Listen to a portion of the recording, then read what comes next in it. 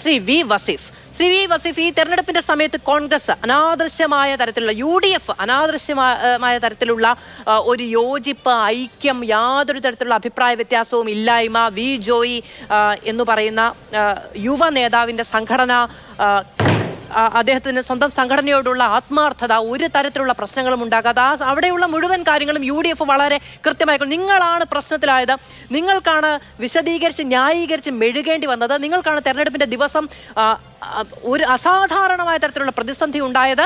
അത് പറയാൻ കഴിയാത്തതിന്റെ പേരിൽ UDFന് വലിയ വിജയം ഉണ്ടാകുന്നതിന്റെ പേരിൽ മാത്രം ഉണ്ടാക്കുന്ന നിലവിലെ വിവാദങ്ങൾ എന്ന നിലയ്ക്കാണ് കോൺഗ്രസിലെ മുതിർന്ന നേതാക്കളുടെ പ്രതികരണത്തെ കോൺഗ്രസ് കാണുന്നത്.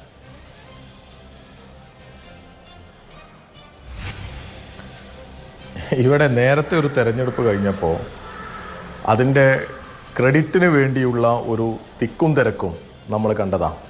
പത്രക്കാരെ അഭിമുഖീകരിക്കുന്ന പ്രതിപക്ഷ നേതാവും KPCC പ്രസിഡന്റുമാണ് ചിത്രം. ആ ഫ്രെയിം മാധുവിൻ്റെ ഓർമ്മയിലുണ്ടാകും. കേരളത്തിൽ ഇത് ഇപ്പോൾ നമ്മുടെ ഈ ചർച്ച കാണുന്ന ആരെങ്കിലും ഉണ്ടെങ്കിൽ അവർക്ക് ഓർമ്മയുണ്ടാകും. ആ മൈക്കിന് വേണ്ടിയുള്ള ഒരു അടിപിടി ഉണ്ടല്ലോ, വല്ലാത്ത രീതിയിൽ അത് പിടിച്ചു വാങ്ങാനുള്ള ശ്രമം നടത്തുന്നുണ്ടല്ലോ. അവർ തമ്മിൽ അങ്ങോട്ടും ഇങ്ങോട്ടും വിളിച്ച തെറിയുണ്ടല്ലോ. എന്നിട്ട് അവസാനം VD സതീശൻ പറയാ ഞങ്ങൾ അതൊക്കെ തന്നെയാണ് അങ്ങോട്ടും ഇങ്ങോട്ടും ഒക്കെ കാണുമ്പോഴൊക്കെ വിളിക്കാറ് എന്നുള്ളത്. ഇങ്ങനെയുള്ള ഒരു മുന്നണിയാണ് കേരളത്തിലെ ഐക്യ ജനാധിപത്യ മുന്നണി. ഇവിടെ ഒരു ഭാഗത്ത് ഇങ്ങനെ ഇവർ അടി കൂടുന്നത് മാത്രമല്ല പ്രശ്നം, വളരെ പ്രധാനപ്പെട്ട 1-2 പ്രശ്നങ്ങളിലേക്ക് ഇവർ ഈ തെരഞ്ഞെടുപ്പിൽ പോയി എന്നുള്ളതാണ്. ആ ജമാഅത്തെ ഇസ്ലാമിക്ക് ക്ലീൻ ചിറ്റ് കൊടുക്കുകയാണ് VD സതീശൻ. ജമാഅത്തെ ഇസ്ലാമി എന്ന് പറയുന്ന സംഘടനക്ക് മതരാഷ്ട്രവാദമില്ല എന്നങ്ങ് സ്ഥാപിക്കുക. അവരുമായിട്ട് കൂട്ടുകൂടുന്നതും കൂടാതിരിക്കുന്നതും ഒക്കെ വേറെ കാര്യം. പക്ഷേ ഒരു സംഘടനക്ക് അവർ തന്നെ ആവർത്തിച്ച് പറയുന്നു ഞങ്ങൾ മതരാഷ്ട്രവാദത്തിന് വേണ്ടി, ഹുക്കുമത്തെ ഇലാഹി വേണ്ടി സംസാരിക്കുന്നവർ, ഈ അവരുടെ മൗദൂദിയൻ ആശയത്തിൽ ഊന്നിക്കൊണ്ട് സംസാരിക്കുന്നവർ, അതിനു വേണ്ടി പരിശ്രമിക്കുന്നവർ, ആ സംഘടനക്ക് VD സതീശൻ ഒരു പത്രസമ്മേളനത്തിൽ ഒരു ക്ലീൻ ചിറ്റ് കൊടുക്കുക ജമാഅത്തെ ഇസ്ലാമിക്ക് മതരാഷ്ട്രവാദമില്ല എന്നുള്ളത്. മുസ്ലിം ലീഗിൻ്റെ പല നേതാക്കളും അന്ന് വന്ന ചർച്ചയിൽ അതിനെ ന്യായീകരിച്ചുകൊണ്ട് പറയാം, VD സതീശനോട് ചേർന്ന് നിൽക്കുക. അപ്പോൾ ഇവിടെയൊക്കെ കാണുന്നത് മുസ്ലിം ലീഗ് ആയാലും ഈ പറയുന്ന UDFലെ ചില നേതാക്കന്മാരായാലും ഇവരെ സംബന്ധിച്ചിടത്തോളം ഇപ്പോൾ ഉള്ളൊരു ഗതികേട് എന്തെന്ന് വെച്ചാൽ, ഒരു വല്ലാത്ത പ്രയാസം എന്തെന്ന് വെച്ചാൽ, കഴിഞ്ഞ 9 വർഷക്കാലയളവിൽ 2 ടേമായി ഭരണത്തിലില്ല എന്നുള്ളതാണ്. അങ്ങനെ ഭരണത്തിലില്ലാത്തൊരു സമയത്ത് ഇനിയും ഭരണത്തിൽ വരാതിരിക്കുമോ അല്ലെങ്കിൽ ഇനിയും ഭരണത്തിൽ എത്തില്ല എന്നുള്ള ഒരു തോന്നൽ അവർക്കുണ്ട്. മുസ്ലിം ലീഗിൻ്റെ നേതാക്കന്മാരെ സംബന്ധിച്ചിടത്തോളം അവർക്ക് അധികാരം മാത്രമേ പ്രശ്നമുള്ളൂ. അധികാരത്തിന് വേണ്ടി ആരുമായിട്ട് കൂടാനും എന്ത് ചെയ്യാനും എന്ത് വിട്ടുവീഴ്ച ചെയ്യാനും അതിൽ ആശയമോ അതിൽ ആദർശമോ ഒന്നും പ്രശ്നമില്ല എന്ന തരത്തിൽ ഇടപെടുന്ന സംഘടനയാണ് മുസ്ലിം ലീഗ്. ആ നേതാക്കന്മാർ ഇവിടെ എന്ത് ചെയ്യാണ്? ജമാഅത്തെ ഇസ്ലാമിക്ക് വേണ്ടി ഉറപ്പിച്ചു നിൽക്കുന്നു, അവരുടെ പിന്നിൽ അണിനിരക്കുന്നു, അവരുടെ മതരാഷ്ട്രവാദമൊന്നും ഇപ്പോൾ ഇല്ല എന്ന VD സതീശൻ്റെ വാദത്തിൽ നിൽക്കുന്നു. എന്നാൽ ഇവിടെ ഈ നിലമ്പൂരിലെ സാധാരണ മുസ്ലിം ലീഗിൻ്റെ പ്രവർത്തകർ, കേരളത്തിലെ പ്രവർത്തകർ, ഇത് കേട്ടുകൊണ്ടിരിക്കുന്നവർ എല്ലാം എന്താ കരുതുന്നത്?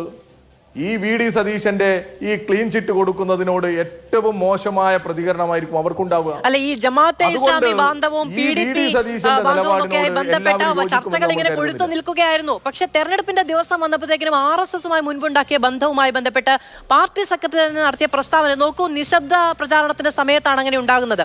അപ്പോൾ ആ ഡാമേജിന്റെ കാര്യമാണ് കൃത്യമായി ശ്രീ സന്ദീപ് വാര്യർ ചൂണ്ടിക്കാണിച്ചത്. മുഖ്യമന്ത്രിക്ക് വന്ന് അതുമായി ബന്ധപ്പെട്ട വിശദീകരണം നൽകേണ്ടി വന്നു. സ്വരാജ് അതുമായി ബന്ധപ്പെട്ട് വ്യക്തത വരുത്തിയില്ലേ എന്ന് ഇടത് ക്യാമ്പുകൾ ചോദിക്കുന്നത്. ഇപ്പോൾ പാർട്ടി സെക്രട്ടറി പറഞ്ഞ ഒരു കാര്യത്തിൽ എന്ത് വ്യക്തത വരുത്താനാണ് സ്വരാജ്? അദ്ദേഹം പാർട്ടി സെക്രട്ടറിയുമായി കമ്പയർ ചെയ്യാൻ കഴിയുന്ന ഒരാളാണ് അല്ല. അപ്പോൾ വളരെ സംഘടനാപരമായി വലിയ നേതാവായിരിക്കാം, വലിയ CPMന്റെ പ്രത്യയശാസ്ത്ര ബോധമൊക്കെയുള്ള ആളായിരിക്കാം. പക്ഷേ പാർട്ടി സെക്രട്ടറി തിരുത്താൻ കഴിയില്ലോ, അത് അല്ലെങ്കിൽ അദ്ദേഹം പറയുന്ന കാര്യത്തിന് ന്യായീകരണം പറയാൻ കഴിയുന്ന ഒരാളല്ലോ. പാർട്ടി സെക്രട്ടറി ആവർത്തിച്ച് എന്ത് വിവാദം ഉണ്ടായാലും കുഴപ്പമില്ല എന്ന നിലയ്ക്ക് പറഞ്ഞൊരു കാര്യം തെരഞ്ഞെടുപ്പിന്റെ ദിവസം ഏറ്റവും വലിയ ചർച്ചയില്ലേ? അതെ മാധു, ആ ഇന്റർവ്യൂ പൂർണ്ണമായും മാധു കണ്ടു എന്നാണ് ഞാൻ കരുതുന്നത്. എവിടെയെങ്കിലും RSS ഒരു വർഗീയ സംഘടനയല്ല എന്ന് പാർട്ടി സെക്രട്ടറി പറഞ്ഞിട്ടുണ്ടോ? പാർട്ടി സെക്രട്ടറി പറഞ്ഞിട്ടില്ല. ജനസംഘവുമായിട്ട് അന്നുണ്ടായിരുന്ന ഒരു ധാരണ അന്ന് നമുക്കെല്ലാവർക്കും അറിയാം. ഈ കോൺഗ്രസിന്റെ തന്നെ ഇപ്പോൾ ഇവിടെ മത്സരിക്കുന്ന ആര്യാടൻ ഷൗക്കത്തിന്റെ പിതാവ് ആര്യാടൻ മുഹമ്മദ് ഉൾപ്പെടെയുള്ള കോൺഗ്രസിലെ ഒരു വലിയ വിഭാഗം ഈ അടിയന്തരാവസ്ഥയോട്, ഇന്ദിരാഗാന്ധിയുടെ ഏകാധിപത്യ നടപടിയോടൊക്കെ എതിർപ്പുള്ളവരെല്ലാം മറുവശത്തായിരുന്നു. ആ അർദ്ധ ഫാസിസ്റ്റ് സമീപനത്തിനെതിരെ ജനങ്ങളാകെ ഒറ്റക്കെട്ടായിരുന്നു എന്നുള്ളതാ പറഞ്ഞത്. അവിടെ ജനസംഘത്തിനായാലും ജനസംഘം വന്ന് പിരിച്ചുവിട്ട് ജനതാ പാർട്ടി ആയപ്പോഴും ഒക്കെ എടുത്ത സമീപനങ്ങളെക്കുറിച്ചൊക്കെ നമ്മൾ ചർച്ച ചെയ്തതാ. ആ ഇന്റർവ്യൂവിലെ ഒരു ഭാഗത്ത് ഇങ്ങനെ പറഞ്ഞു പോയ സമയത്ത് പറഞ്ഞതിനെക്കുറിച്ചൊക്കെ പിറ്റേ ദിവസം ഗോവിന്ദമാഷ് തന്നെ വളരെ ക്ലിയർ കട്ടായി വിശദീകരിച്ചിട്ടുണ്ട്, ഞാൻ ഇതാ പറഞ്ഞത് എന്ന്. എന്നാൽ വി.ഡി. സതീശൻ അങ്ങനെ അല്ല പറഞ്ഞത്. ഒരു ആശയപരമായി ഈ സമൂഹത്തിനകത്ത് അകറ്റി നിർത്തേണ്ട ഒരു സംഘടനയെ അകറ്റി നിർത്തേണ്ടതല്ല, അവരുടെ ആശയം അങ്ങനെയല്ല, അവർ മതരാഷ്ട്രവാദികളല്ല എന്ന് ഉറപ്പിച്ചു പറയുന്ന സ്ഥിതിയിലേക്ക് എത്തുകയാണ്. എന്നാൽ മറ്റത് അങ്ങനെയല്ല. മറ്റതിനെയും ഇതിനെയും നമുക്ക് അങ്ങനെ ഒരേ രീതിയിൽ കാണാൻ പറ്റില്ല. ശരി, അതാ പ്രശ്നം. പിന്നെ ഇന്ന് ചെന്നിത്തല ഇവിടെ രമേശ് ചെന്നിത്തല പറഞ്ഞതിനെ കുറിച്ചുള്ള കാര്യങ്ങൾ, രമേശ് ചെന്നിത്തല പറഞ്ഞതിനെ കുറിച്ച് കോൺഗ്രസിലെ ചില ആളുകളെ സംബന്ധിച്ചിടത്തോളം, കോൺഗ്രസിലെ മുതിർന്ന നേതാക്കളെ സംബന്ധിച്ചിടത്തോളം അവർ വലിയ അസ്വസ്ഥതയിലാണ്. അവരെ സംബന്ധിച്ചിടത്തോളം ഈ പുതിയ മുന്നണിയുടെ ഉഡായിപ്പ് തന്ത്രങ്ങളൊന്നും അവർക്ക് അറിയില്ല. അത് കണ്ടിട്ട് വല്ലാത്ത അസ്വസ്ഥത അവർക്കും ഉണ്ടാകുന്നുണ്ട്. ആ അസ്വസ്ഥത അവർക്ക് പറയാൻ പറ്റുന്നിടത്തൊക്കെ അവർ പറയുന്നു എന്ന് തന്നെയാണ് നമ്മളൊക്കെ മനസ്സിലാക്കുന്നത്.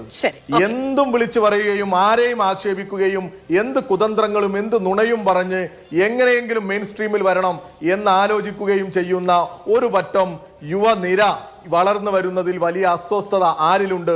ഈ പറയുന്ന കോൺഗ്രസിന്റെ മുതിർന്ന നേതാക്കന്മാരിലുണ്ട്. എന്നാൽ നേരത്തെ CPM-ന്റെ യുവജന നേതാക്കളൊക്കെ കാണുന്നത്. എനിക്ക് അങ്ങയുടെ ഒരൊറ്റ കാര്യം നേരത്തെ പറഞ്ഞ ക്ലാരിഫിക്കേഷൻ എന്ന നിലയ്ക്ക് പറഞ്ഞു പോവുകയാണ്. RSS ഒരു വർഗീയ സംഘടനയല്ല എന്ന് MV ഗോവിന്ദൻ മാസ്റ്റർ ആ ഇന്റർവ്യൂവിൽ എവിടെയും പറഞ്ഞിട്ടില്ല. ഞാനത് കണ്ടു കേട്ടോ, വസീഫ് സംശയിക്കേണ്ട. അപ്പോൾ പക്ഷേ വർഗീയ സംഘടനയാണ് എന്ന് മാഷക്ക് ബോധ്യമുണ്ട്, RSS-നോട് പോലും എന്ന്. അതുകൊണ്ടാണ് അദ്ദേഹം പറയുന്നത് ആ വർഗീയ സംഘടന ആയിരുന്നിട്ട് പോലും ഞങ്ങൾ മുൻപ് സഹകരിച്ച് പ്രവർത്തിച്ചിട്ടില്ലേ എന്ന് ചോദിക്കുന്നിടത്താണ് ആ വിവാദം നിൽക്കുന്നത്. അത് അങ്ങേക്ക് അങ്ങനെ പൊതിഞ്ഞു വെച്ച് പറഞ്ഞാൽ തീരുന്ന ഒന്നല്ല ശ്രീ വി. വസീഫ്.